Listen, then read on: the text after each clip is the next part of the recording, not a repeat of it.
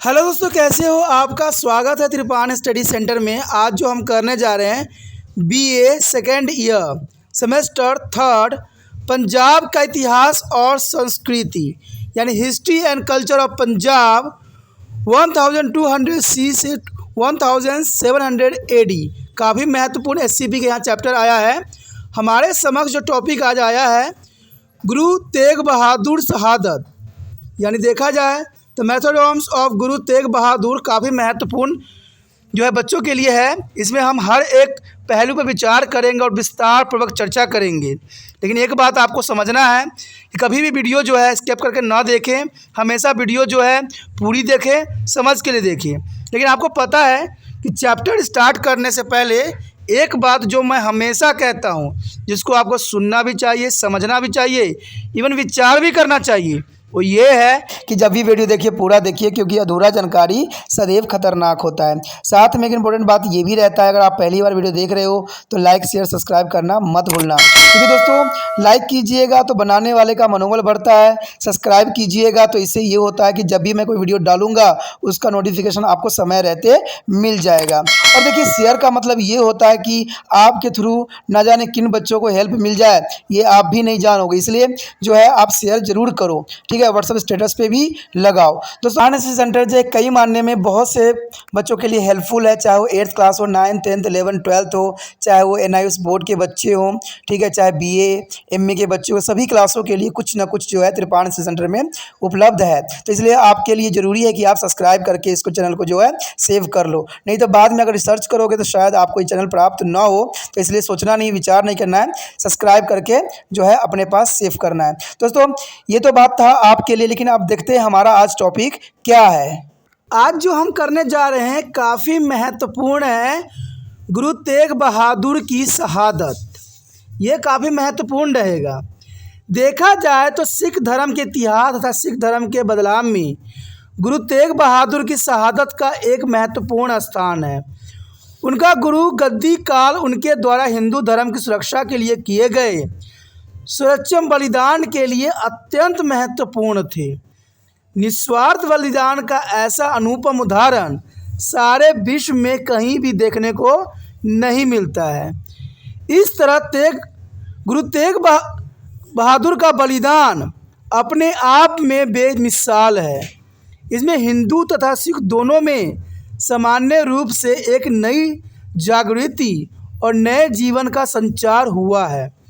इसके फलस्वरूप 1699 में खालसा के निर्माण का मार्ग भी प्रशस्त हुआ है, जिसने सिखों के ताकतवर मुगल साम्राज्य को कठिन चुनौती देने तथा उनके पतन के लिए तैयार किया।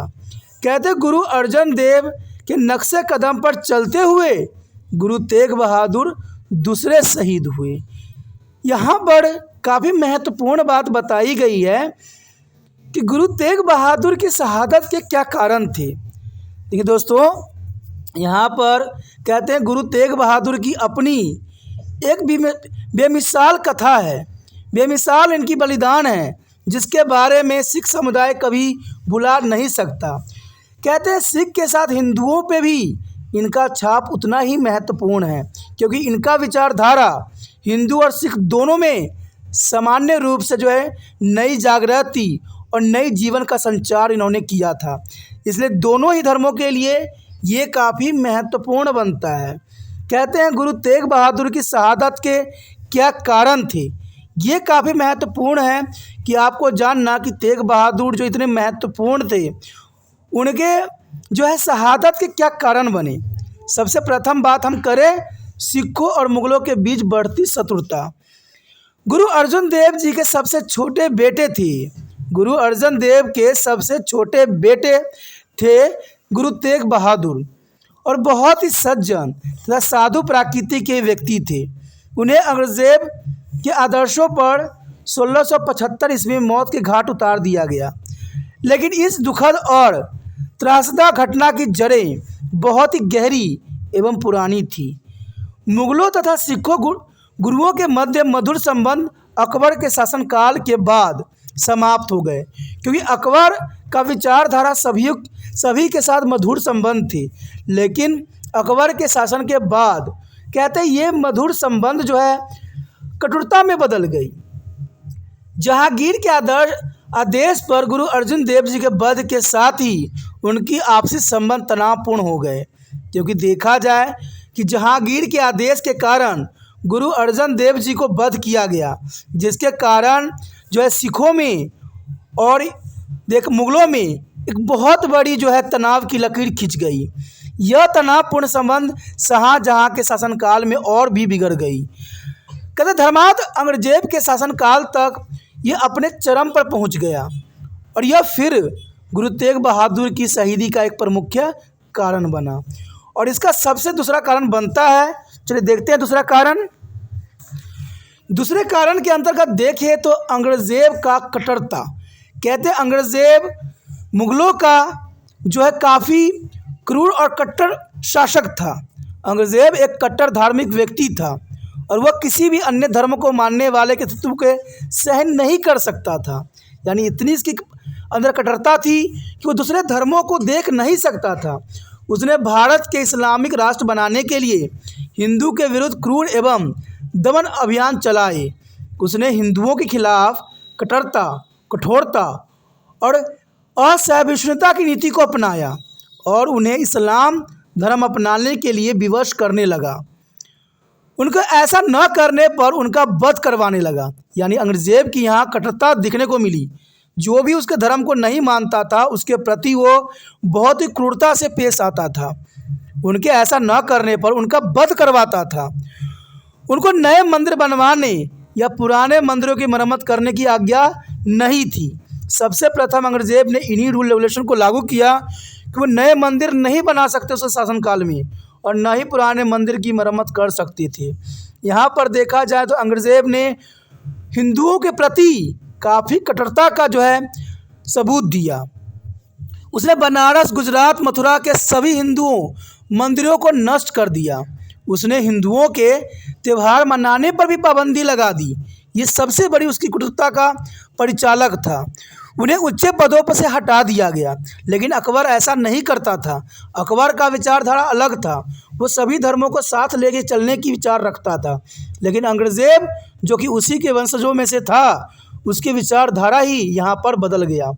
उनके लिए कोई धार्मिक स्वतंत्रता नहीं दी गई थी। कोई भी हिंदू के लिए जो है धार्मिक स्वतंत्रता नहीं थी। उन्हें हर प्रकार के इस्लाम स्वीकार करने पर विवश करता था। उसने मसंदों के साथ भी बुरा व्यवहार किया जो सिख गुरुओं के लिए उपहार एकत्र करते थे। यानी शिष्यों के साथ भी यहाँ पर गलत व्यवहार किया गया। उसे अपने लक्ष्य की प्राप्ति में सिख गुरु एक बहुत बड़ी रुकावट लगा। औरंगजेब को सबसे बड़ा रुकावट सिख गुरु लगा। अंततः वह उन्हें कुचलना चाहता था और इसकी गाज स्वयं ही गुरु तेज बहादुर पर गिरी। यानी जो उसके गुस्सा था, जो उसकी ईर्ष्या था, वो सबसे बड़ा गाज जो है गुरु तेग बहादुर पर गिरी, जो कि असहनीय थी। उसके पश्चात हमारे समक्ष आता है गुरु तेग बहादुर की धार्मिक सक्रियता तथा उनकी बढ़ती लोकप्रियता। कहते हैं ये संसार में रीति रही है कि जिस व्यक्ति की लोकप्रियता बढ़ती रहती है उनके दुश्मनों की कमी नहीं रहती है। कहते गुरु नानक के पश्चात गुरु तेग बहादुर ही एकमात्र सिख गुरु थे जिन्होंने पंजाब, उत्तर प्रदेश, बिहार, बंगाल और असम के विभिन्न क्षेत्रों की यात्रा की। गुरु नानक देव जी इसी प्रकार की यात्रा किए थे और उसके बाद गुरु तेग बहादुर ने ही ऐसा कार्य किया। उन्होंने पंजाब, उत्तर प्रदेश, बिहार, बंगाल, असम के विभिन्न क्षेत्रों में यात्रा की। इसका परिणाम क्या हुआ? बहुत से लोगों ने सिख धर्म अपना लिया, क्योंकि सिख के जो है महत्वपूर्ण उपदेश देने के कारण सभी लोग सिख धर्म से काफ़ी आकर्षित हुए और बहुत से लोगों ने सिख धर्म को जो है अपना लिया। सिख धर्म के विस्तार तथा बढ़ती लोकप्रियता कहते औरंगजेब जैसे धर्माधर शासक की आंखों में चुभने लगी। कहते हैं ऐसा दुनिया में होता है, किसी का अगर आगे बढ़ता है लोकप्रियता तो दूसरे व्यक्तियों को आंखों में खटकने लगता है, और यही औरंगजेब के साथ भी हुआ।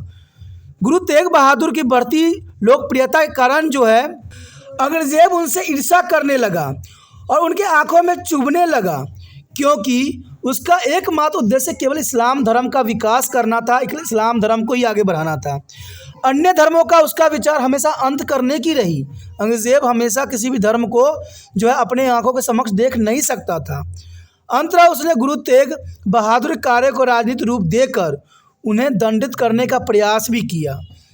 कहते पेन के अनुसार 1658 में जब औरंगजेब राजगद्दी पर बैठा, उसने गुरुओं को सताने का कोई अवसर न छोड़ा। हमेशा वो गुरुओं को सताता था, उनको परेशान करता था और हर तरह से जो है उनको पीड़ा पहुंचाता था। उसको इसी चीज़ों में जो है काफ़ी आनंद आता था, जो कहते हैं सिख धर्मों के लिए सही नहीं था। उसके पश्चात देखें राम राय के साथ प्रतिसंघर्ष था। काफ़ी इम्पोर्टेंट है कि प्रतिसंघर्ष कैसे हुई। कि माना जाता है गुरु तेग बहादुर के बड़े भाई राम राय, जो गुरु गद्दी के दावेदार थे, ने भी अंग्रेज को उनके खिलाफ भड़काया। कहते हैं ये हमारे देश की सबसे बड़ी विडंबना है कि अपने लोग ही जो है अपने लोग को जो है कत्लेआम करवाते हैं, और ये कई क्षेत्रों में हमें देखने को मिला। कहते हैं जब अलेक्जेंडर भारत आया था तो इसी प्रकार के दृश्य हमें देखने को मिला।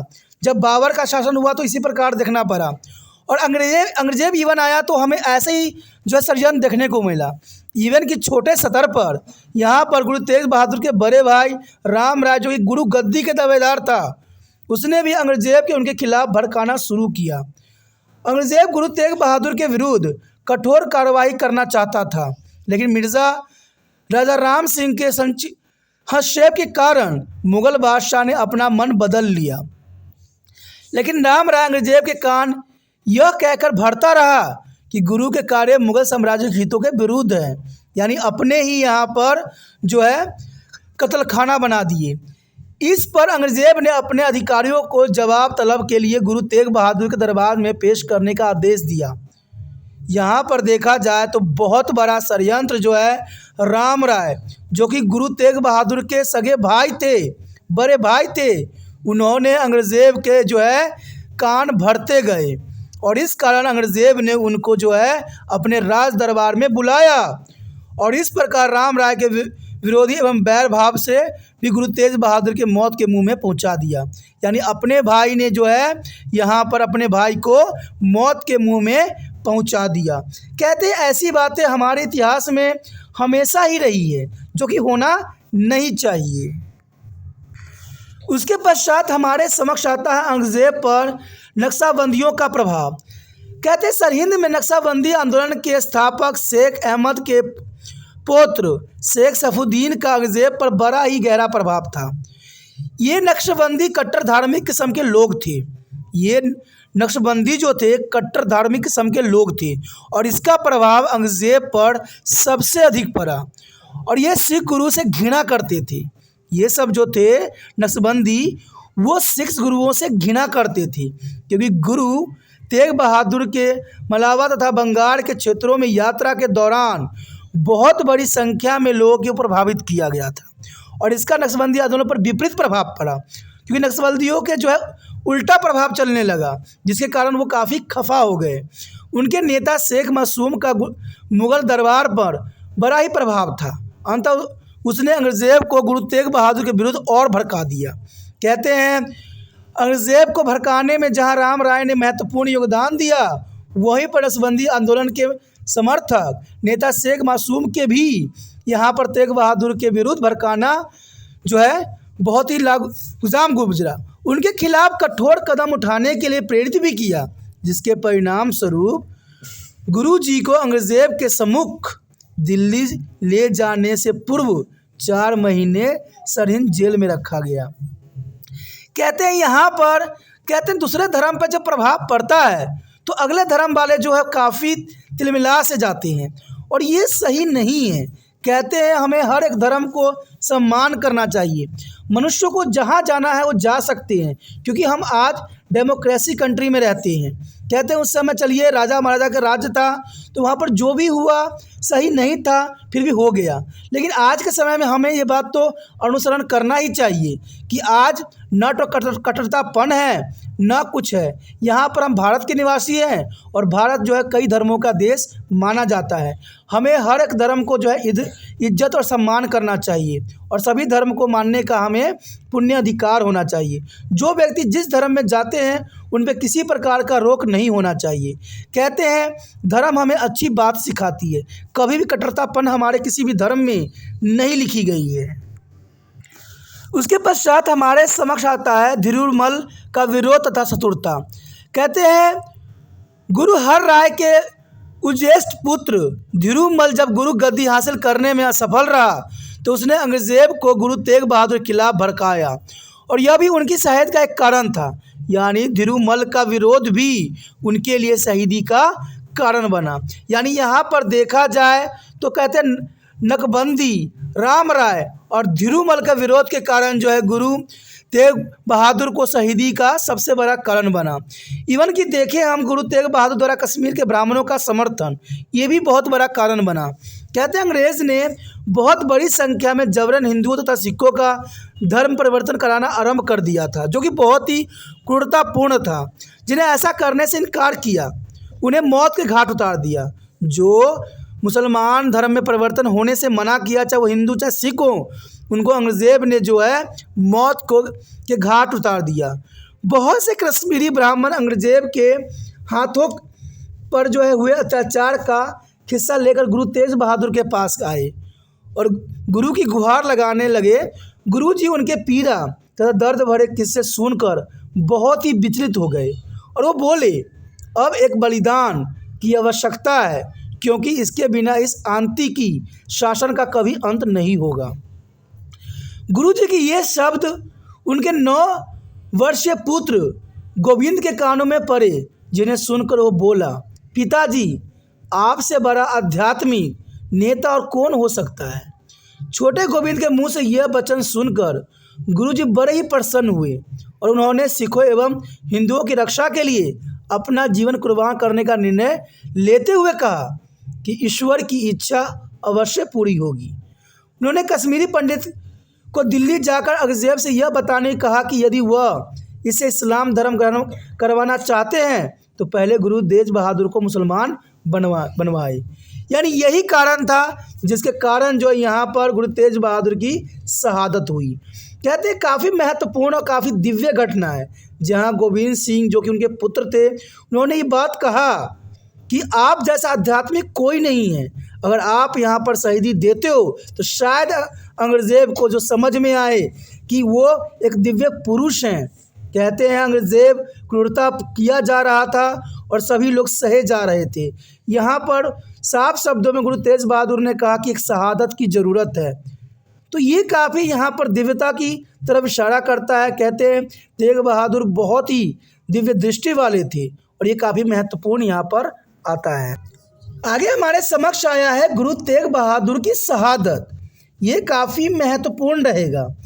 कहते कश्मीर के पंडित ने औरंगजेब के सामने वही शब्द दोहरा दिया। तब औरंगजेब ने गुरु जी को दिल्ली बुलाने का निश्चय किया। औरंगजेब के सामने जब कश्मीरी पंडित ने जो ये सारी बातें बताई तो औरंगजेब काफ़ी विचलित हो गया और उसने गुरु जी को दिल्ली बुलाने का प्रण ठान लिया। उसने तुरंत गुरु जी को दिल्ली बुलाने के लिए आनंदपुर संदेश वाहक भेजा और दिल्ली में औरंगजेब ने गुरु जी से इस्लाम धर्म ग्रहण करने के लिए कहा या फिर उनसे गुरुत्व सिद्ध करने के लिए चमत्कार दिखाने के लिए कहा। कहते हैं ये हमेशा ही गुरुओं के साथ लगा रहता है और ये काफ़ी महत्वपूर्ण बात है।